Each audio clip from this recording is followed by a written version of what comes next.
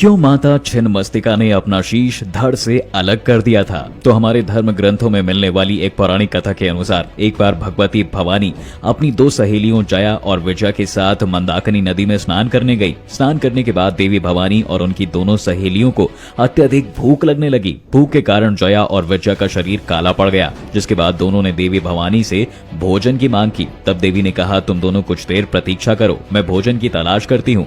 लेकिन दोनों सहेलियों को इतनी भूख लग रही थी कि वो बार बार भूख लगने के हट करने लगी। इसके बाद दोनों सहेलियों ने विनम्र आग्रह करते हुए देवी भवानी से कहा कि माँ तो अपने बच्चों को भूख लगने पर तुरंत भोजन प्रदान करती है, लेकिन आप ऐसा क्यों नहीं कर रही हैं? ये सुनकर देवी भवानी ने अपनी खड़ग से अपना ही शीश धड़ से अलग कर दिया, जिसके बाद कटा हुआ शीश उनके बाएं हाथ में जा गिरा और उनके धड़ से रक्ति की 3 धाराएं बहने लगी, जिसमें से 2 धाराओं से जया और विजया रक्तपान करने लगी। वहीं तीसरी धारा जो ऊपर की ओर बह रही थी, इससे माता स्वयं रक्तपान कर रही थी और तभी से देवी भवानी को छिन्नमस्तिका नाम से भी जाने जाने लगा। ऐसी मान्यता है कि जिस तरह एक माता अपनी संतान को कष्ट में नहीं देख सकती है, उसी तरह देवी छिन्नमस्तिका भी अपनी संतानों अर्थात भक्तों को कष्ट या दुख झेलते हुए नहीं देख सकती हैं। माता बाहर से जितनी भयंकर नजर आती हैं, उनका मन उतना ही कोमल है, जो भक्तों की पूजा से पिघल जाता है और माता सभी की पुकार सुन लेती हैं। यहाँ पर ये मैं बता दूं कि झारखंड में मां छिन्नमस्तिका मंदिर असम के कामाख्या मंदिर के बाद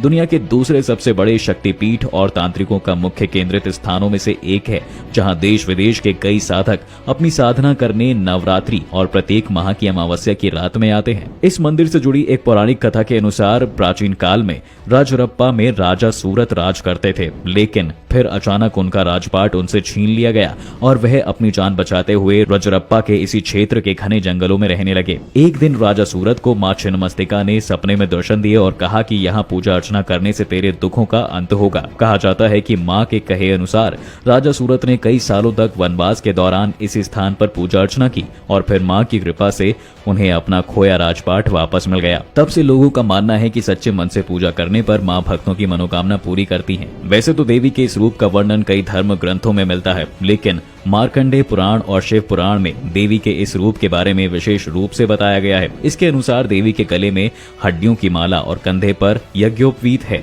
इसलिए जो शांत भाव से माता की उपासना करता है, उनके समक्ष माता अपने शांत रूप में ही प्रकट होती हैं। दूसरी तरफ जो माता के उग्र रूप की उपासना करते हैं, उन्हें माता इसी उग्र रूप में दर्शन देती हैं, जिससे साधक के भयभीत होने का भय बना रहता है। दोस्तों, वैसे तो किसी भी समय देवी छिन्नमस्तिका की पूजा की जा सकती है, लेकिन दीपावली के दिन माता की साधना करना अत्यंत शुभ माना जाता है। तो ये थी देवी भवानी के माता छिन्नमस्तिका बनने और उनके प्रसिद्ध मंदिर की कथा। आपको वीडियो कैसी लगी मुझे कमेंट करके जरूर बताएं।